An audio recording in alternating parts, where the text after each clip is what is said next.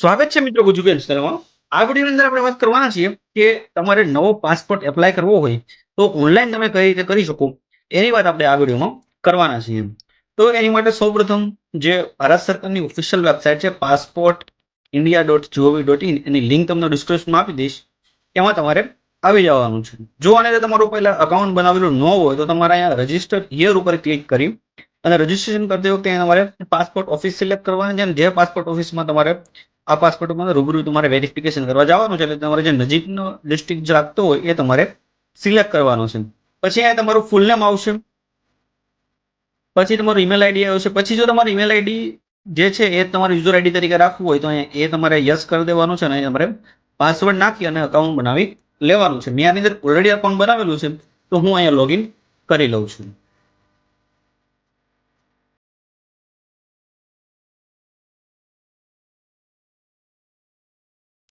પછી તમારે application services એની ઉપર ક્લિક કરવાનું છે। તો અહીંયા તમારે ફ્રેશ પાસપોર્ટ ઓર રી ઇસ્યુ પાસપોર્ટ એની ઉપર તમારે ક્લિક કરી દેવાનું છે। પછી તમારે અહીંયા આવશે પાસપોર્ટ નંબર। જો if you have already passport, જો તમારી પાસે પાસપોર્ટ ઓલરેડી પર ઇસ્યુ થયેલો હોય તો તમારે કરવાનું છે। બાકી જો ન્યૂ પાસપોર્ટ હોય તમારે ક્લિક ફોર નાવ ઉપર ક્લિક કરી દેવાનું છે। પછી અહીંયા જે પાસપોર્ટ ઓફિસ જે આપણે આગળ સિલેક્ટ કરી લઈએ છીએ ઓટોમેટિક સિલેક્ટેડ આવશે તો એ તમારે અહીંયા નેક્સ્ટ કરી દેવાનું છે। પછી જ અહીંયા આપણે પાસપોર્ટ એપ્લિકેશન કરતી વખતે 10 સ્ટેપ છે કમ્પ્લીટ કરવાના રહેશે। Passport Seva, application details, family details, address, emergency contact, other detail, passport preview અને ફાઇનલ તમારે ડિટેલ વેરિફિકેશન કરી અને તમારે પેમેન્ટ કરવાનું રહે છે। તો એમાં આપણે અહીંયા આવશે એપ્લાઇંગ ફોર ફેસ પાસપોર્ટ, એમાં આપણે ક્લિક કરી દેવાનું છે।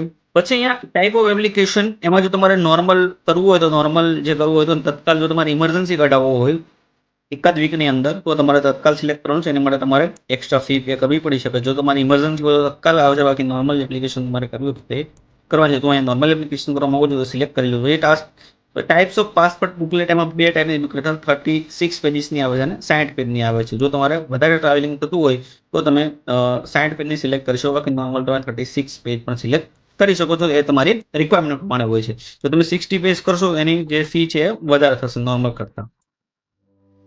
તો મારી માટે 36 પેજ છે એ કાફી છે, તો હું અહીંયા 36 પેજ કરી લઉં છું અને સેવ અને નેક્સ્ટ ઉપર ક્લિક કરી લઉં છું। પછી અહીંયા તમારું નેમ આવશે, નેમ તમારું ફર્સ્ટ નેમ અને મિડલ નેમ। તો હું અહીંયા ઓમ, મિડલ નેમ આપણે ઓમ કરી દઉં છું અને અહીંયા આપણે આવશે સરનેમ। મિડલ નેમમાં તમારા પપ્પાનું નામ અથવા હસબન્ડનું નામ હોય તો હસબન્ડનું નામ આવશે। જે તમારું મિડલ નામ હોય અલ્ટિમેટલી એ આવશે। પછી અહીંયા આવશે તમારું જેન્ડર, એ સિલેક્ટ કરી લેવાનું છે। Have you ever been known for other name, તમે કોઈ બીજા નામ તરીકે જો તમને ઓળખતા હોય તો એ તમારે નાખવાનું છે। હું અહીંયા નો કરી દઉં છું। પછી નામમાં એક તમને ખાસ સૂચના આપેલી છે કે ઇનિશિયલ જે તમે ડોક્ટર કે કર્નલ કે જે તમારે લખવું હોય એ તમામ લખવાનું હોતું નથી, ઠીક છે। તો એ તમારે ઇગ્નોર કરવાનું છે। તમે કર્નલ કે ડોક્ટર કે જો તમારી આગળ તમારે કોઈ લાગતું હોય, તમારે લગાડવું હોય તો એ આમાં લગાડવાનું આવતું નથી। નોર્મલ જે તમારું નામ હોય તે જ નાખવાનું રહે છે। પછી અહીંયા તમારી આવશે ડેટ ઓફ બર્થ, તો હું ડેટ ઓફ બર્થ નાખી દઉં છું। પછી અહીંયા જે તમારો પ્લેસ ઓફ બર્થ છે એ તમારે અહીં નાખી દેવાનું છે। તો અહીંયા પ્લેસ ઓફ બર્થ નાખી દઉં છું। પછી તમારું મેરિટલ સ્ટેટસ નાખી દેવાનું છે જે હોય એ। Is your place birth out of India, તમે શું ઇન્ડિયા બહાર તમારો જન્મ થયો હોય તો તમારે કરવાનું છે, બાકી અહીંયા નો કરી લઉં છું। પછી અહીંયા જે સ્ટેટ હોય એ અહીંયા નાખી દઉં છું।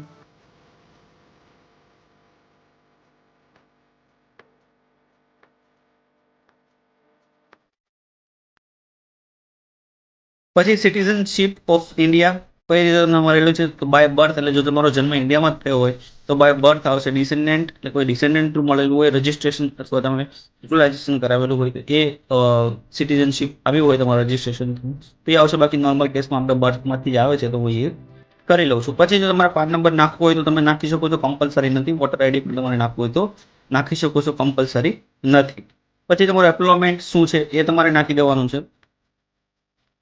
ગવર્મેન્ટ હોય કે અધર હોય કે પ્રાઇવેટ હોય કે સેલ્ફ એમ્પ્લોયડ હોય તો એ તો હું એ બધા રેન્ડમ ડેટા ફિલઅપ કરી લઉં છું મારી રીતે। તમારો જે સાચો ડેટા હોય એ તમારે અહીંયા નાખવાનો રહેશે। Is your either parent or in the case of minor post government servant છે, જો તમારો કોઈ પેરેન્ટ અથવા જો માઇનર કેસમાં સ્પાઉસ કે કોઈ હોય એ તમારા જો ગવર્મેન્ટ સર્વન્ટ હોય તો તમારે નાખવાનું રહેશે, બાકી અહીંયા નો કરી દઉં છું. એજ્યુકેશન ક્વોલિફિકેશન તમારી શું છે, અહીંયા ગ્રેજ્યુએશન અબોવ સિલેક્ટ કરી દઉં છું. પછી એવું છે એપ્લિકાન્ટ એલિજિબલ ફોર નોન ઈસીઆર કેટેગરી, એટલે કે ઇમિગ્રેશન ચેક રિક્વાયર્ડ છે કે નહીં એ માટે એલિજિબલ છે. તો અહીંયા એની માટે બે કેટેગરી, જો તમારે યસ કરવું હોય તો એને તમે ક્લિક હિયર કરશો. આમાંથી કોઈ પણ કેટેગરીમાં તમે આવતા હોય કે પર્સન જો 10 કે તેથી વધારે પાસ હોય, કોઈ ડિપ્લોમેટ પાસપોર્ટ કરેલું હોય, ગેઝેટ ગવર્મેન્ટ સર્વન્ટ હોય, income tax payer including income other individual capacity, proof of income tax, actual payment of income tax file કરતા હોય, એ જો આમાંથી કોઈ પણ એક કેટેગરીમાં તમે ફોલ કરતા હોય તો તમારે નોન ઈસીઆર અલો કરવાનું છે. અને જો આમાં તમે કોઈ આવતા હોય તો તમારે નો કરી દેવાનું છે. તો અહીંયા હું 10 કે તેથી વધારે ભણેલો છું તો હું અહીંયા યસ આપી દઉં છું. જો તમારે નો હોય તો તમારે નો કરવાનું છે. પછી વિઝિબલ માર્ક તમારા બોડી ઉપર કોઈ એવો હોય કે જેને વિઝિબલ માર્ક તરીકે ઘણા લોકોને માર્ક હોય છે બોડી ઉપર, જો તમારે હોય તો નાખવાનું હોય છે, બાકી કોઈ જરૂરિયાત નથી. પછી અહીં આધાર નંબર છે, ઇફ એપ્લી અવેલેબલ, જો તમારે નાખવું હોય તો નાખી શકો છો, કમ્પલસરી નથી. તો હું જે કમ્પલસરી છે એ જ નાખું છું. તો હું એન્ટર કરતો નથી, સેવ અને નેક્સ્ટ ઉપર કરી દઉં છું. પછી આવશે તમારા ફેમિલી ડિટેલ્સ આવશે, તો અહીંયા તમારા ફાધર અથવા લીગલ ગાર્ડિયનનું શું નામ હવે એ તમારે અહીંયા આપી દેવાનું છે, તો એમાં પણ હું સેમ જ નામ આપી દઉં છું. પછી અહીંયા તમારે મધર નામ આવશે, મધર નામ કમ્પલસરી નથી, જે સ્ટાર વાળું હોય છે એ જ બધું કમ્પલસરી છે. ફાધર નેમ પણ કમ્પલસરી નથી, સ્પાઉસ નેમ છે કમ્પલસરી છે, તો એ હું નાખી. ઠીક છે, જે તમારે કમ્પલસરી આવતું હોય એ તમારે નાખવાનું રહેશે.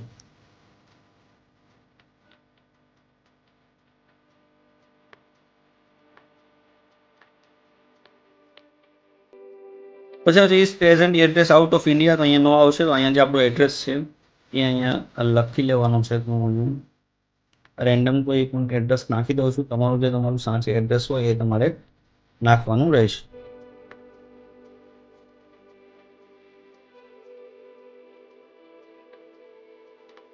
પછી અહીંયા તમારો મોબાઈલ નંબર નાખવાનો છે. આમાં પણ કોઈ પણ રેન્ડમ ડેટા નાખી દઉં છું. અહીંયા પણ તમારે ઈમેલ આઈડી નાખવાનું છે.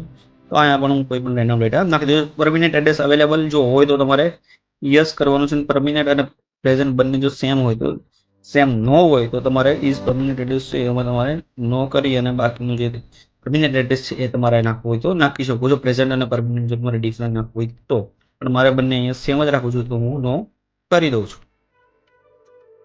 પછી એ તમારે સેવ અને નેક્સ્ટ બટન ઉપર ક્લિક કરી દેવાનું છે.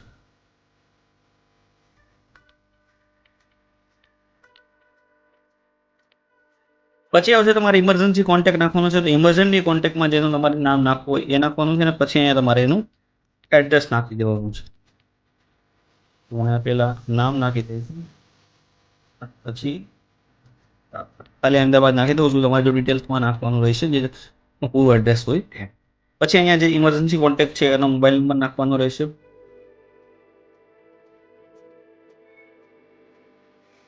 ઠીક છે, ટેલિફોન અને ઈમેલ આઈડી કમ્પલસરી નથી, એટલે હું સેવ અને નેક્સ્ટ કરી દઉં છું. 10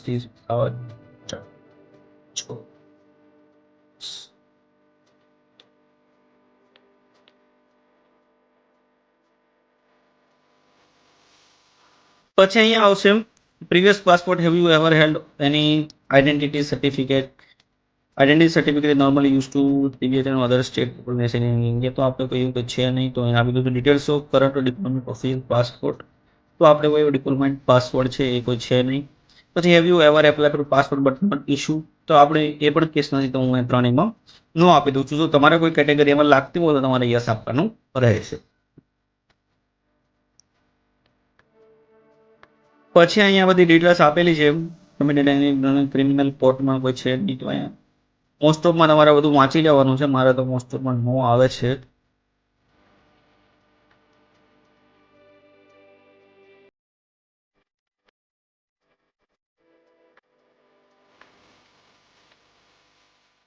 બરાબર છે, મોસ્ટ ઓફમાં જો તમારા નોર્મલ કેસીસ છે તો મોસ્ટ ઓફમાં તમારે નો જ આવશે.